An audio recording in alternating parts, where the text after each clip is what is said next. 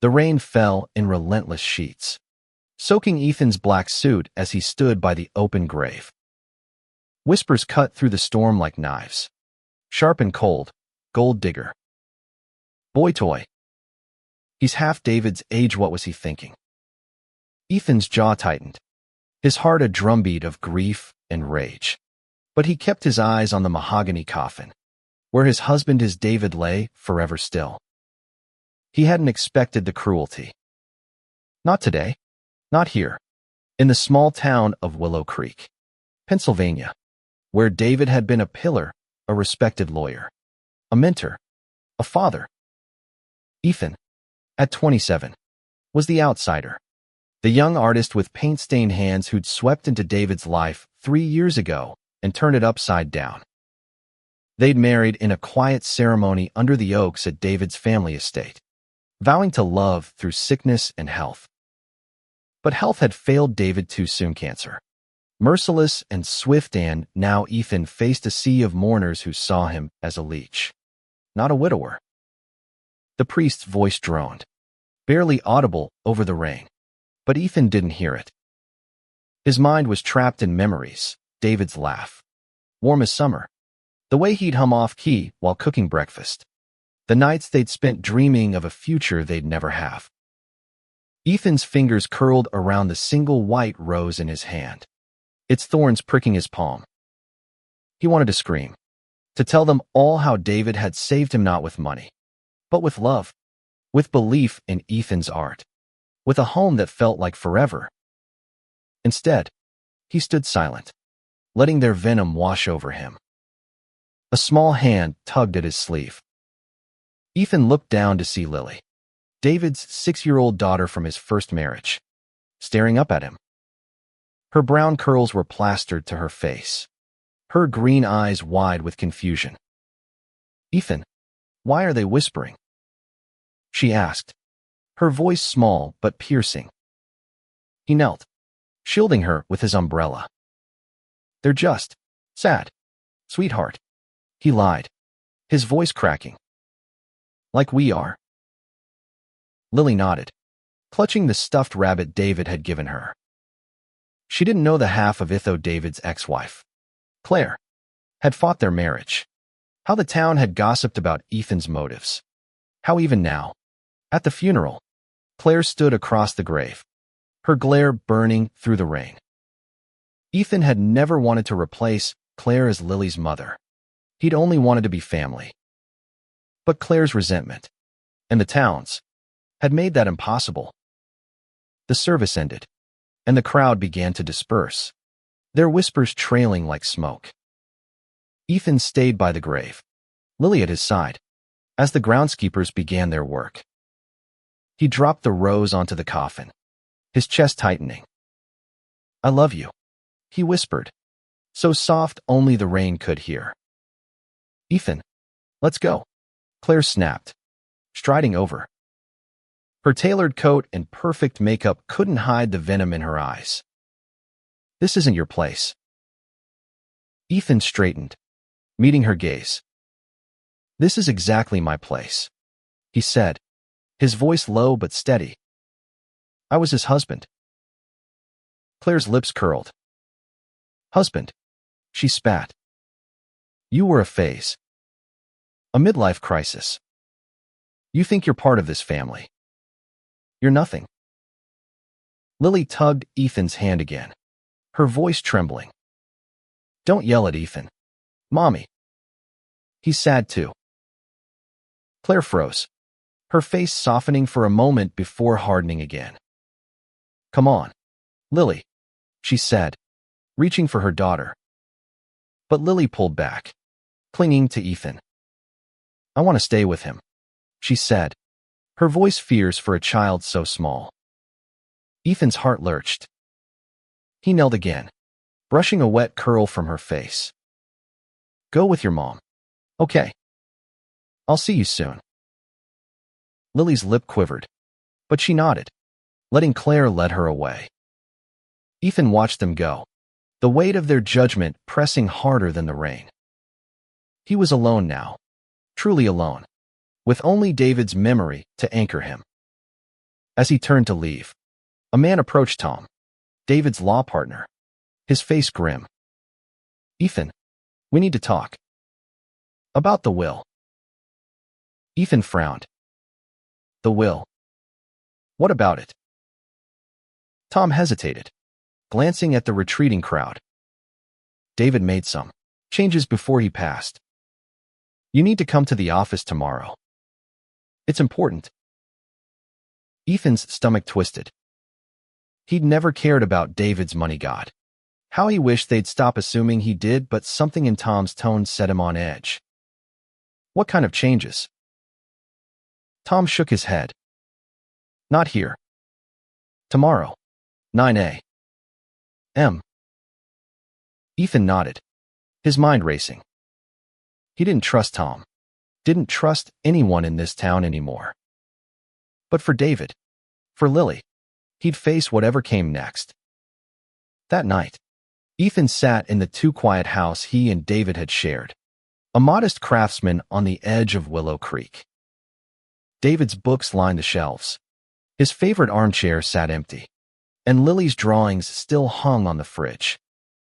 Ethan poured a glass of whiskey, David's brand, and stared at the wedding photo on the mantel, David, grinning, his graying hair tousled by the wind.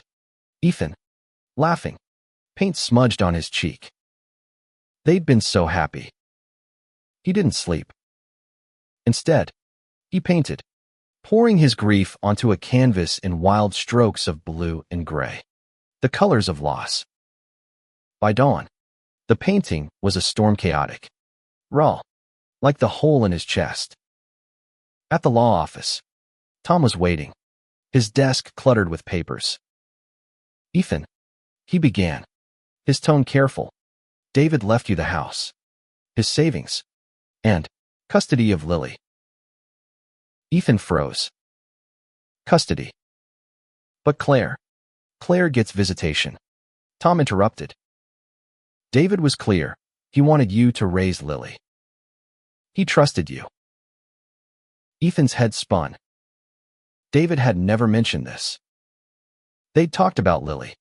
Of course, how Ethan loved reading her bedtime stories. How she'd started calling him E because Ethan was too hard but custody. That was a battle Claire would never accept. "Claire's going to fight this," Ethan said, his voice hollow. Tom nodded. "She's already hired a lawyer. It's going to be ugly." Ethan left the office in a daze, the weight of David's trust both a lifeline and a burden. He loved Lily, but he wasn't her father, not really. Yet David had believed in him, had seen something in Ethan that even Ethan doubted. He couldn't let David down. Back home, he found a letter in David's handwriting, tucked inside a book of poetry they'd read together. "Ethan," it began, "if you're reading this, I'm gone, and I'm sorry. You gave me joy I never thought I'd find again. Lily needs you now, your heart, your strength. Don't let them break you. You're her dad, too." Tears blurred Ethan's vision. He clutched the letter, David's words a spark in the dark. He wasn't just fighting for himself anymore. He was fighting for Lily, for the family David had wanted them to be. But as he stepped outside, Claire's car pulled into the driveway. She stormed toward him, her face a mask of fury. "You think you can take my daughter?" she hissed. "I'll see you in court, Ethan. You're nothing but a mistake David made." Ethan stood tall, the letter burning in his pocket. "I'm not going anywhere," he said. "For David. For Lily." Claire's eyes narrowed. "We'll see about that." The battle was just beginning. Ethan's days blurred into a haze of grief and preparation. Claire's threat hung over him like a storm cloud, and the whispers of Willow Creek grew louder, seeping into every corner of his life. At the grocery store, eyes followed him. At the coffee shop, conversations hushed as he entered. "David's Boytoy thinks he can play dad now," someone muttered. loud enough for Ethan to hear. He gripped his coffee cup, the ceramic hot against his palms, and kept walking. He wouldn't break, not yet. Lily was his anchor. She came to the house every other day, per the temporary agreement Tom had brokered. Ethan cherished those hours, reading her Charlotte's Web, helping her paint messy watercolors, or just sitting on the porch swing, her small hand in his. "E, do you think Daddy's watching us?" she asked one evening, her voice soft as the twilight. Ethan's throat tightened. "Yeah, Lil," he said, brushing her curls back. "He's watching, and he's so proud of you." She smiled, but her eyes were sad. "Mommy says you're not my real dad." Ethan's heart sank, but he kept his voice steady. "I'm not trying to replace anybody. I just want to take care of you, like your dad wanted." Lily nodded, leaning against him. "I like it when you're here," she whispered. Those moments gave Ethan strength, but the looming court date drained it just as fast. Claire had hired a shark of a lawyer, Margaret Voss, known for tearing apart opponents in family court.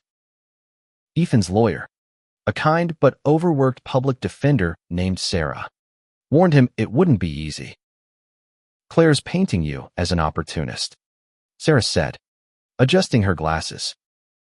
"She's got the town on her side, and they're digging into your past, your art, your finances, everything." Ethan laughed bitterly. "My past? I was a broke art student when I met David. I didn't even know he had money until we were engaged." Sarah sighed. "I believe you, but perception matters. We need to show the judge you're stable, capable, that you're what David wanted for Lily." Ethan spent nights preparing, gathering letters from David's friends who supported him, organizing photos of him and Lily proof of their bond. He barely slept, his dreams haunted by David's voice, urging him to fight. The painting he'd started the night of the funeral grew darker, jagged lines of black cutting through the blues, a reflection of his fear. The first court hearing was a gut punch. Claire sat poised, her lawyer firing questions at Ethan like bullets. How could a 27-year-old with no steady income raise a child? Why would David choose you over Lily's mother? Isn't it true you pursued David for his wealth? Ethan answered calmly, his voice shaking only once, when he said, "I loved him. That's why I'm here." The judge, a stern woman with gray hair, listened impassively. Claire's testimony was polished, tearful, a mother wronged. She spoke of David's confusion in his final months, implying Ethan had manipulated him. Ethan wanted to scream, but Sarah's hand on his arm kept him grounded. After the hearing, Claire cornered him in the courthouse hallway. "Give up, Ethan," she said, her voice low. "You'll never win. You're not her father." Ethan met her gaze, his anger flaring. "David thought I was. That's enough for me." Claire's face twisted, but before she could respond, Lily ran up, her backpack bouncing. "E," she cried, hugging him. "I drew you something at school." Ethan knelt, taking the crumpled Pap-era drawing of him, David, and Lily holding hands under a rainbow. His eyes stung. "It's beautiful, Lil," he said, his voice thick. Claire pulled Lily away, but the drawing stayed with Ethan, a talisman against the doubt creeping in. He tacked it to the fridge, next to Lily's older drawings, and vowed to keep going. The next blow came unexpectedly. Tom called, his voice tense. "Ethan, there's a problem. Claire's team found an old interview you did, back in art school. You said some reckless things about living free, not being tied down. They're using it to paint you as unstable." Ethan's stomach dropped. He remembered that interview when he won. Cocky. Talking about chasing dreams over stability. That was years ago. He protested. I was a kid. I know, Tom said. But it's ammunition. Be careful. Ethan hung up, his hands shaking. He poured another whiskey, staring at the painting on his easel.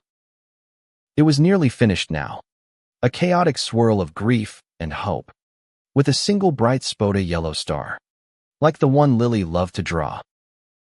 He picked up his brush, adding careful strokes, trying to find clarity in the chaos. The next day, Lily's school called. She'd gotten into a fight, defending Ethan against a classmate who'd called him not her real dad. Ethan drove to the school, his heart aching as he saw Lily sitting in the principal's office, her eyes red. I'm sorry, she mumbled. I just got mad. Ethan hugged her.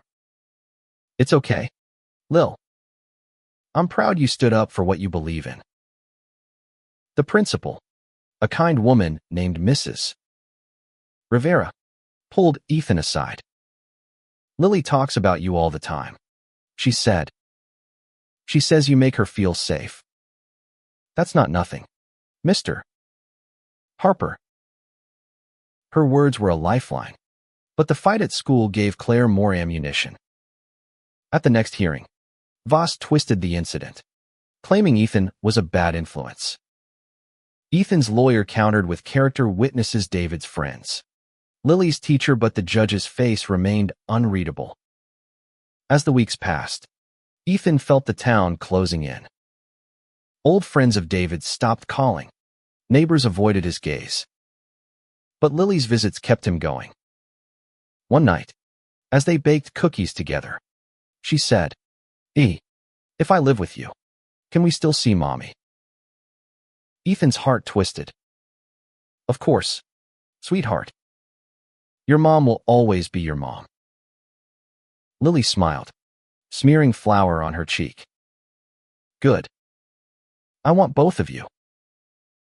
Her words broke something in Ethan, a reminder of what he was fighting for, not just David's wishes, but Lily's happiness. He hugged her tight, vowing to protect her, no matter what. But the night before the final hearing, Claire called. Ethan, she said, her voice cold but unsteady. Drop this, or I'll make sure everyone knows the truth about you. Ethan's blood ran cold. What truth? You'll see, she said, and hung up. He didn't sleep that night, fear gnawing at him. What did Claire know? What could she use to destroy him? The painting on his easel stared back, the yellow star a flicker of hope in the storm. He clung to it, to David's letter, to Lily's drawing, knowing the fight was far from over. The morning of the final hearing dawned gray and heavy, mirroring Ethan's heart. He stood in front of the mirror, adjusting his tie, David's tie, the one they'd picked out together for their first date. His reflection looked older, lines etched where grief and stress had carved their marks. He slipped David's letter into his pocket, a talisman against whatever Claire had planned. The courthouse was packed, the air thick with tension. Willow Creek had turned out in force, their whispers a low hum as Ethan took his seat. Sarah, his lawyer, leaned close. Whatever happens, stay calm, she whispered. We've got this. But Ethan wasn't so sure. Claire's cryptic threat echoed in his mind, and when Margaret Voss stood to speak, her smile was predatory. Your Honor, she began, we've uncovered evidence that proves Ethan Harper is unfit to raise Lily Thompson. Ethan's heart stopped. Sarah gripped his arm, but he barely felt it. Voss held up a folder, her voice dripping with confidence. In 2019, Mr. Harper was arrested for public intoxication during an art festival in Philadelphia. He was 22, reckless, and clearly unstable. This is not the kind of person who should be entrusted with a child. The courtroom buzzed. Ethan's face burned. He'd forgotten about that night, a stupid mistake. A college party gone wrong. A citation and a fine. It was nothing. A blip. But in Voss's hands, it was a weapon. Sarah objected, arguing the incident was irrelevant. But the judge allowed it, her eyes narrowing as she looked at Ethan. Voss wasn't done. She called witnesses former colleagues of David's, neighbors who painted Ethan as a drifter, a dreamer who'd latched onto David's stability. He's an artist, one woman said, her tone dripping with disdain. He's never held a real job. How can he provide for Lily? Ethan wanted to shout, to tell them about the nights he'd stayed up with David, planning their future, or how he'd taught Lily to mix colors, to see beauty in the world. But he sat silent, his hands clenched, as Sarah fought back with testimony from Mrs. Rivera and David's best friend, Mark, who spoke of Ethan's devotion, his love for Lily. Then Claire took the stand. Her voice was steady, her tears perfectly timed. David was sick, she said. He wasn't thinking clearly when he changed his will. Ethan took advantage of him, manipulated him into believing he could be a father. I'm Lily's mother. I'm her family. Ethan's vision blurred with anger. He wanted to scream that David had been lucid, that they'd talked for hours about Lily's future, that David had chosen him because he trusted Ethan's heart. But he stayed quiet, trusting Sarah to fight for him. When it was Ethan's turn, he stood, his voice trembling but clear. I love David, he said. Not his money, not his status him. He believed in me, and he believed I could be there for Lily. I'm not perfect, but I'll give her everything I have. That's what he wanted. The judge listened, her face unreadable. As the hearing ended, she announced she'd deliver her ruling in a week. Ethan left the courthouse, his legs shaky, the weight of uncertainty crushing him. That night, Lily stayed over, and Ethan tried to keep things normal. They watched The Princess and the Frog, her favorite, but she was quieter than usual. She said as he tucked her in. Are you going to leave me? Ethan's heart broke. He sat on the edge of her bed, brushing her hair back. Never, Lil. I'm right here, no matter what. She hugged him, her small arms tight. I wish Daddy was here, she whispered. Me too, Ethan said, his voice breaking. Me too. The next day, Ethan visited David's grave, the rain replaced by a cold, biting wind. He knelt, tracing the engraved letters of David's name. I'm trying, David, he whispered. I'm trying so hard. Help me. As he stood, he saw Mark approaching, his face grim. Ethan, there's something you need to know, he said. Claire's been talking to the press. They're running a story tomorrow, calling you a fortune hunter who tricked David. It's ugly. Ethan's stomach churned. Can we stop it? Mark shook his head. It's too late. But I've got your back. So do a lot of people who knew David. We'll fight this. Ethan nodded, but the weight of it all, the whispers, the accusations, the threat of losing Lily was suffocating. He went home and painted, the canvas a riot of red and black, anger and fear spilling out. The yellow star was still there, faint but stubborn, a reminder of hope. The story hit the local paper the next morning. A vicious headline, widower or opportunist. The battle for David Thompson's legacy. Ethan's past was dissected, his art school days, his brief arrest, even his paintings, cold, erratic, and unstable. The town ate it up, and Ethan felt their eyes everywhere, judging, condemning. But something shifted. Mrs. Rivera called, offering to write a letter to the judge about Lily's progress with Ethan. Mark rallied David's friends, who started a petition supporting Ethan's custody. Even Tom, the skeptical lawyer, showed up with a box of David's journals, where he'd written about Ethan's kindness, his love for Lily. These could help, Tom said. David was clear about what he wanted. Ethan read the journals late into the night, tears falling as David's words brought him back to life. Ethan makes me believe in love again. He's the father Lily needs, gentle, steady, true. Each page was a gift, a piece of David to hold on to. The final hearing loomed, and Ethan prepared for the worst. Claire's team was relentless, but Sarah was ready, armed with the journals, the petition, and Lily's drawings. Ethan clung to David's letter, its words a mantra: don't let them break you. The night before the ruling, Ethan took Lily to the park, pushing her on the swing as the sun set. She said, her voice bright. You're my family too. Ethan's heart swelled. Whatever happened, he'd fight for her, for David, for the love they'd built. The storm was coming, but he wasn't alone anymore. The courtroom felt smaller on the day of the ruling, the air thick with anticipation. Ethan sat beside Sarah, his hands clasped tightly, David's letter a steady weight in his pocket. Across the aisle, Claire sat with Voss, her face a mask of confidence, but Ethan saw the tension in her shoulders. The crowd was quieter today, their whispers subdued, as if they sensed the weight of what was coming. Judge Harlan entered, her expression as stern as ever. Ethan's heart pounded as she began to speak.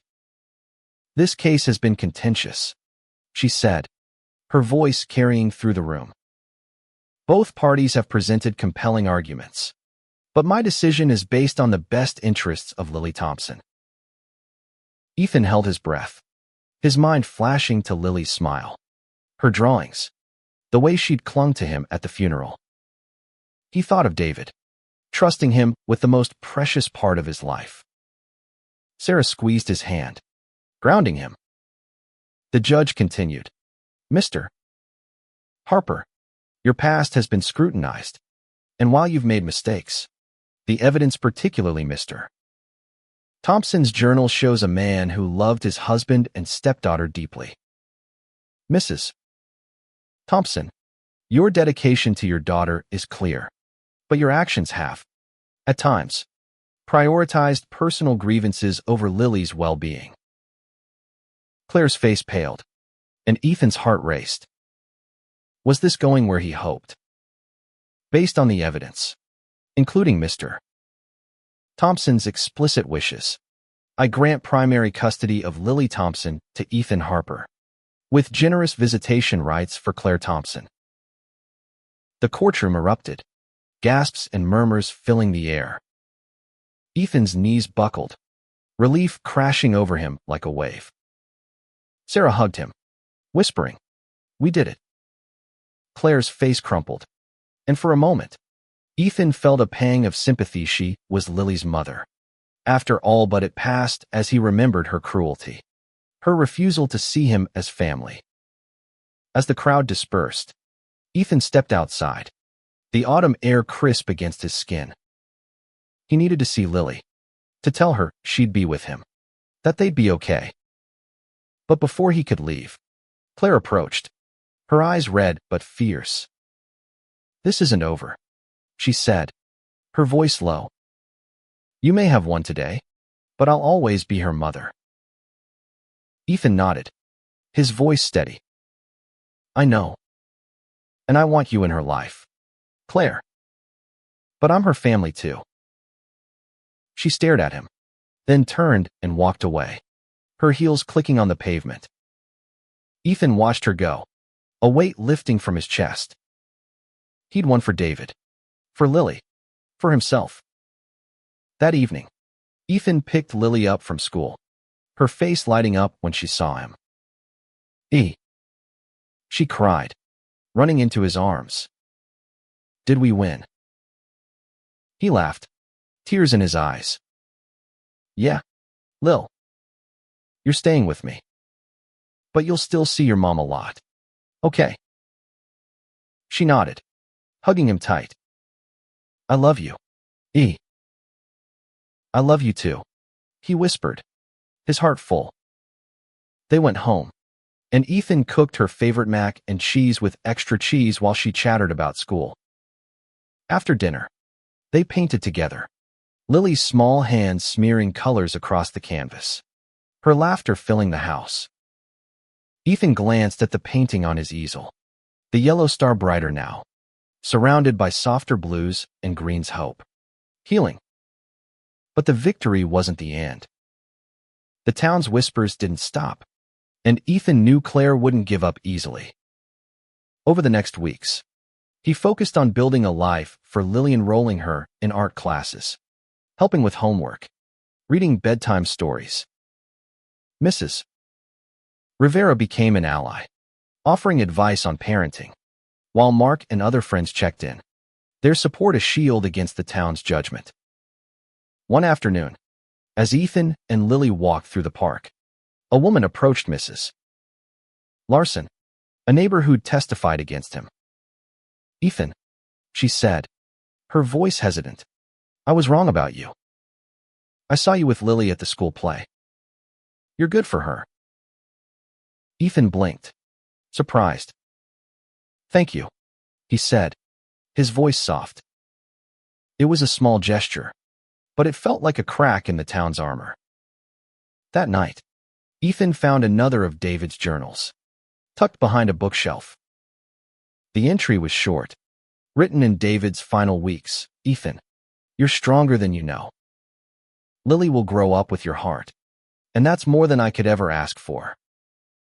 Ethan cried, clutching the journal, feeling David's presence in every word. He wasn't alone. David was still with him, in Lily, in their home, in the love they'd shared. But challenges lingered. Claire's visitation days were tense, her interactions with Ethan cold. Lily sometimes came back quiet, torn between her mother and Ethan.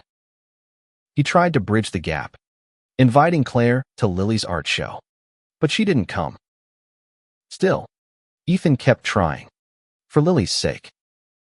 One evening, as he tucked Lily in, she looked up at him, her green eyes serious. Can I call you something else? Ethan smiled, curious. Sure. Lil. What? She hesitated, then whispered, Daddy. Ethan's breath caught, tears welling. Yeah, he said, his voice breaking. You can call me Daddy. Lily smiled, snuggling into her blankets. Good night, Daddy.